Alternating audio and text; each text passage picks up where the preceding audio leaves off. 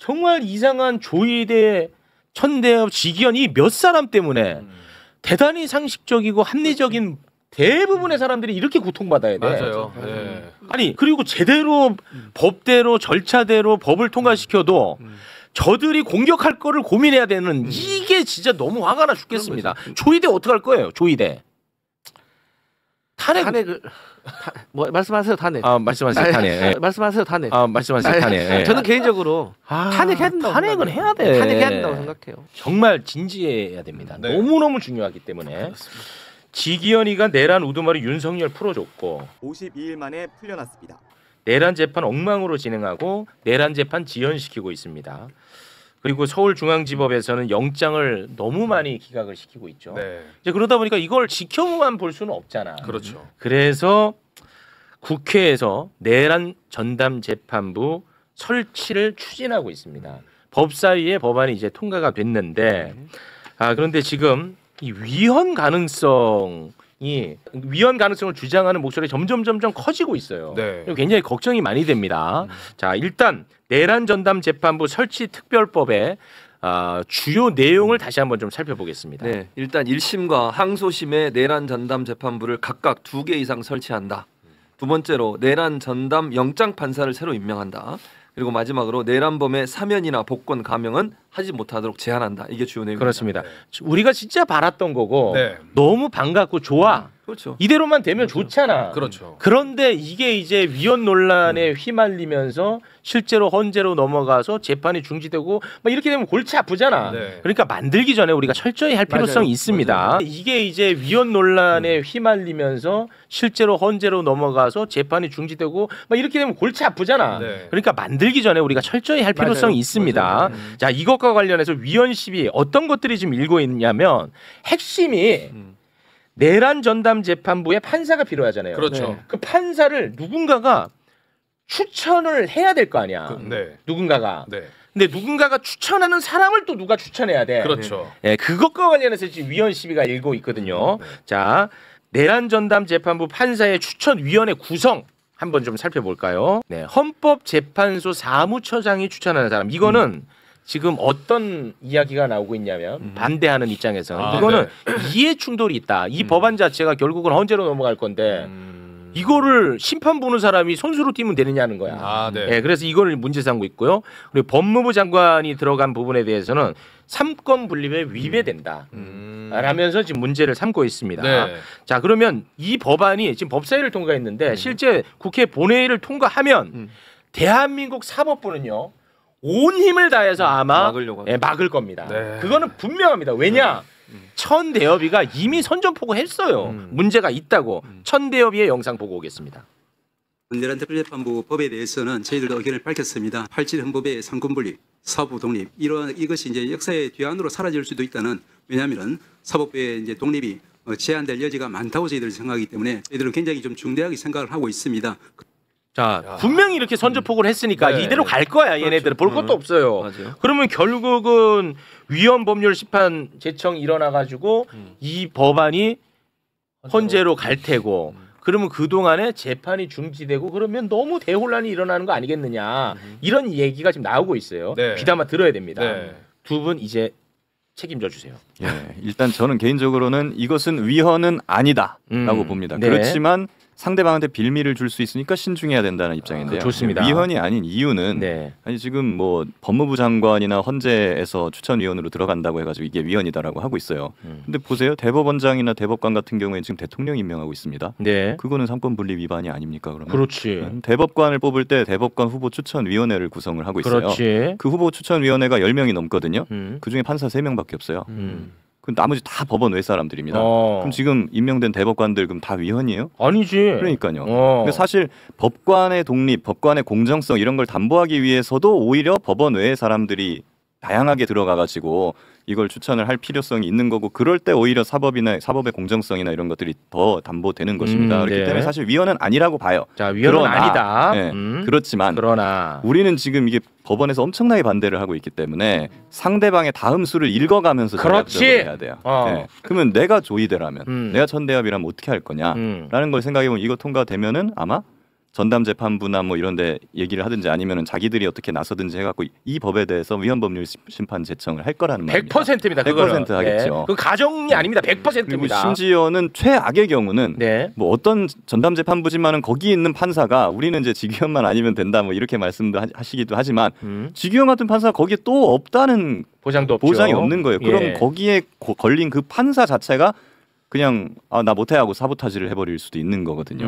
그래서 사실 위헌 심판이나 이런 것이 걸려버리면은 재판이 정지가 돼버려요. 아, 네. 그러면 우리는 재판 빨리 하라고 전담 재판부를 만들어놨는데 맞아. 재판이 정지돼버리면 이 기약이 없어지는 대혼란입니다. 거죠. 네. 물론 그 위헌 심판 때문에 재판이 정지되면은 그 기간 동안 구속 기간에 산입은 안 됩니다. 네. 그렇기 때문에 구속 기간이 진행 안 되니까 그 사람들이 풀려나지는 않아요 이론적으로. 네. 그렇지만 그게 위헌 심판이 장기화가 돼버리면 언제까지 계속 가둬놓을 수는 없는 거잖아요. 네. 그러면 또 법원에서 이건 뭐 인권이나 이런 문제가 있기 때문에 일시적으로 좀 풀어줍시다 하고 막 보석을 해버리거나 직연인 할 수 있는 구속 사람입니다. 취소를 해버리거나 뭐 이럴 수가 있다는 거죠. 네. 그렇기 때문에 사실은 이런 부분에 대해서 좀 신중하게 판단을 하고 상대방이 저렇게 나온다면 우리는 그럼 어떻게 갈 것이냐. 그렇지.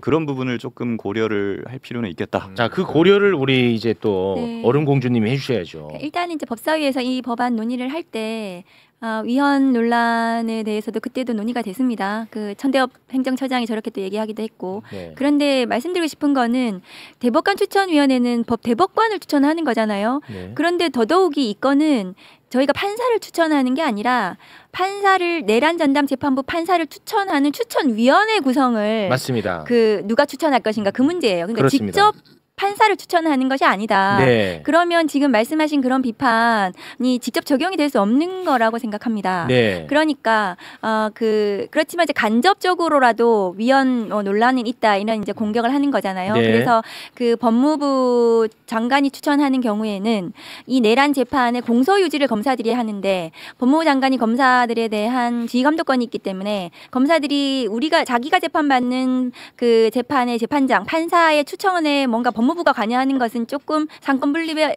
문제가 있는 것이 아닌가 이런 비판이 있을 수 있다고 생각해요. 네. 그래서 아마 그 법무부 장관 추천 이런 부분에 대해서 조금 수정할 필요는 있다는 의견이고요. 네. 다만 이 재판이 정지될 것이다 이렇게 지금 우려들 하시는데 그래서 윤석열이 막 풀려날 거다 이렇게 막 하시는데 그것은 아니고 헌법재판소법에 재판 정지 규정이 있지만 단서에 긴급한 경우에는 재판을 진행하도록 되어 있어요.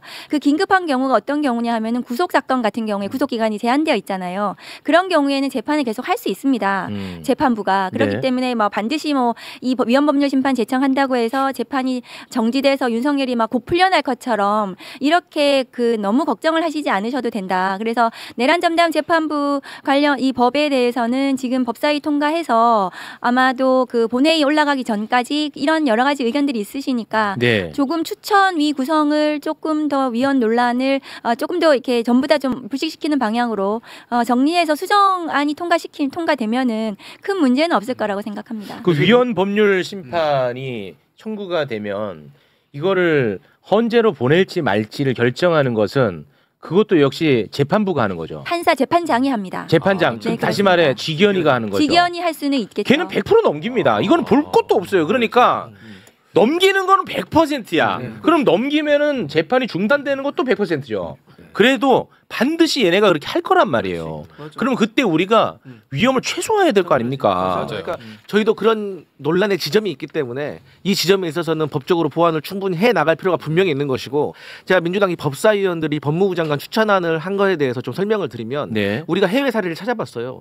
해외 독일 사례를 찾아봤는데 독일이 대법관을 임명을 할 때 입법부하고 행정부가 합니다. 입법부 의회에서 하는 거예요. 그리고 행정부는 16개 법무부 장관이 추천을 합니다. 네. 그 이유가 뭐냐면 과거 나치 정권에서 사법부가 부역을 했다는 것이 드러났기 때문에 우리가 이런 큰 일을 겪었기 때문에 입법부와 그 행정부가 사법부를 견제해야 된다는 취지에서 독일은 그렇게 해요. 그러니까 우리도 이번에 이 12.3 불법적인 비상계엄이라는 큰 일을 겪었기 때문에 그렇습니다. 우리가 조의대 사법부를 견제하는 차원에서 우리도 하원 상원 같은 국회가 하는 것이고 행정부의 법무장관이 할 수 있는 겁니다. 또 스페인 같은 경우도 판사 플러스 의회에서 추천을 합니다. 그러니까 해외 사례가 있는 것이고 그 사례가 있는 나라들의 과거를 보니까 나치 정권 같은 큰 일이 있었기 때문에 이런 일이 있었다는 것을 참고로 말씀드립니다. 이 법초락을 좀 공부했네. 우리가 그것도 공부해서 알거든요. 우리 쪽은. 아, 그러시구나. 예, 지금 대한민국은 민주주의 제도와 법치주의가 같이 가거든. 어느 한쪽이 망가지면 어느 한쪽이 그걸 보완을 해줘야 돼. 야, 그 법초락을 공부했네. 준비 좀 했습니다. 좋아. 근데 그건 맞는 얘기야.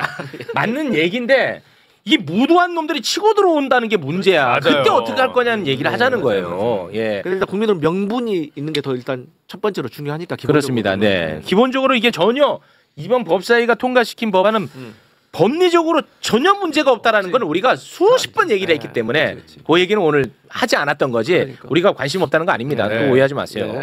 법사위는 이번에 통과시킨 법안이 그 헌법재판소에 가더라도 위헌으로 선언되지 않을 거라고 저희는 자신이 있는데 네. 다만 이제 그 위헌 논란에 대해서 너무 또 걱정들을 하시니까 그렇습니다. 조금 수정을 하실 필요는 있겠다는 생각이 들고 저희 이번에 내란 전담 재판부법에 그 또 신속하게 그 재판을 하도록 되어 있어 3개월 내에 재판을 그 마치도록 또 하는 규정도 있습니다. 그러니까 이것이 헌법재판소에 가더라도 빨리 그 판단을 해 주실 것이고 그리고 그 법 자체에서도 재판을 빨리 끝내도록 하는 규정이기 때문에 네. 마냥 재판이 늘어지거나 정지되어 가지고 윤석열이 막 풀려날 거다 이렇게 너무 걱정을 안 하셨으면 좋겠다. 그리고 국회 본회의 올라가기 전에 이런 위헌 부분을 부식시키는 네. 수정안을 최대한 만들어서 국회에서 통과시키겠다는 말씀드려요. 네. 기왕이면은 제가 오기 전에 이 법을 보고 왔거든요. 지금 법사위원께서 계시니까 계시는 김에 원래 이제 뭐 추천이나 막 이런 큰 것들은 알아서 잘 하시고 저는 짜치는 걸 좋아하니까 네. 제가 본 것들 몇 개만 좀 말씀을 좀 드리고 싶어요. 네. 영장 전담 재판부 있잖아요. 네네네. 압수수색 영장이랑 구속을 업무를 정해놨어요. 그걸 한다고 네. 통신 영장이 빠져 있습니다. 그거 집어넣어야 될 것 같아요. 급발 말씀드려. 통신 제한 조치랑 그거 집어넣어야 될 것 같고. 통신 영장 지금 적습니다. 그리고 이제 통신 영장 그리고 좋았다. 신속하게 재판을 하라고 되어 있지 않습니까? 네. 그렇다면은 형소법에 있는 집중심리 제도라는 조항 같은 게 있는데 그런 걸 한번 추가해 주는 것도 괜찮겠다. 그 조항은 뭐라고 되어 있냐면 매일 개정해야 된다 이렇게 돼 있어요. 네, 매일 개정해야 된다. 그런 조항 넣어주고 매일 개정 안 할 거면 사유를 써. 사유를 써갖고 국민들한테 결정으로 밝혀. 네, 이런 거 넣어주면 어떨까 좋네. 싶고 그리고 이제 전속 관할이 전담 재판부로 전해져 버리기 때문에 1심은 모르겠어요. 1심 원래 저는 이제 2심부터 하는 걸로 알고 있었어가지고 근데 1심이 지금 들어가 있더라고요. 근데 1심을 넣을 거라고 하면은 이미 지금 재판이 상당히 진행된 것들에 대해서는 어떻게 할 거냐. 이런 부분을 좀 가르마타줄 필요가 있지 않을까. 뭐는 넘기고 뭐는 안 넘기고 말이야. 네. 결론 종결기 전까지는 넘길 수 있는 거 아닙니까? 근데 이제 변론 종결 직전인 사건들도 상당히 많아가지고 그거를 다시 처음부터 저희가 이제 그 규정을 재판장이 판단해서 재량으로. 결정할 수 있는 맞아요. 것으로 네. 그렇게 했습니다. 재량으로 했더니. 그리고 1심을 넣은 이유가 지금 박한수 기억나세요? 네. 그 겸사령관 네. 이 박한수가 전역해가지고 민간인이에요. 논산 지원에서 재판을 받고 있어요. 그러니까 이 전국에 흩어져 있는 거예요. 이 내란 범죄자들에 대한 재판이. 그래요? 그리고 앞으로 향후 기소될 사건들까지 합하면 한 100명 이상이 피고인이 이 재판을 받을 것으로 예상이 되면 그러면 이 1심도 내란 전담 재판부에서 집중해서 심리해서 신속하게 재판을 하는 것이 맞지 않나. 네. 그것도 재판장이 결정해서 내란 전담 재판부에 보낼 수 있도록 해서 신속하게 이렇게 저희들이 이제 그 규정을 했기 때문에 아마도 그 이것이 가장 합리적으로 가장 원칙적으로는 항소심에서 하는 것이 지금 이제 그 윤석열 같은 경우에는 아마 항소심부터 하게 될 가능성이 높고요. 근데 지기현 같은 경우에 저희가 내란 재판 관련해서 추천이 구성이 완료될 때까지 지기현이 변론을 종결하지 않으면 그러면 이것도 내란 전담 재판부에 갈 수가 있습니다. 그래서 지기현에 대한 압박 효과도 있는 겁니다. 그래서 1월 9일 날 변론 종결한다고 했으니까 네. 변론 종결하고 신속하게 선고를 하도록 네. 그렇게 압박하는 취지로 그 1심 부분도 담았다는 알겠어요. 말씀입니다. 근데 진짜 이런 거 다룰 때마다 내가 진짜 열받는 게 정말 이상한 조이대 천대엽 지기현이 몇 사람 때문에 대단히 상식적이고 합리적인 대부분의 사람들이 이렇게 고통받아야 돼. 맞아요. 네. 아니 그리고 제대로 법대로 절차대로 법을 통과시켜도 저들이 공격할 거를 고민해야 되는 이게 진짜 너무 화가 나 죽겠습니다. 조이대 어떻게 할 거예요? 조이대 탄핵을 뭐 말씀하세요 탄핵. 아 말씀하세요 탄핵. 예. 말씀하세요 탄핵. 아 말씀하세요 탄핵. 예. 저는 개인적으로 탄핵해야 된다고 탄핵은 생각해요. 해야 돼. 탄핵해야 된다고 생각해.